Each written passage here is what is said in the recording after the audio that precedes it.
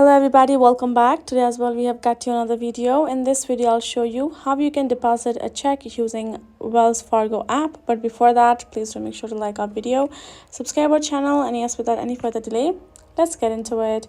So for that, go ahead, open up your Wells Fargo app. Now go ahead, enter your username and your password likewise, and type on a sign on. Now upon doing that, you will be able to get logged in. Now you will have your account and credit card details right over here. Go ahead, tap on this deposit option which is given in the bottom section. Right from over here, it will ask you to provide your account to which you would like to deposit. Go ahead, select it and your amount. Once you have chosen the account, enter the amount which is listed in your check, and then in the photo section, tap on front of check and back of check. Click the picture of both front and back, and once you've added all of that, you're going to tap on this deposit option given in the bottom right section. You will get this notification which says a confirmation you have submitted deposit on this date to this account, and this is the confirmation code as well. So this is how you can simply do it. Hope this video was helpful to y'all. Thank you so much for watching, and yes, I'll see you guys in our next video.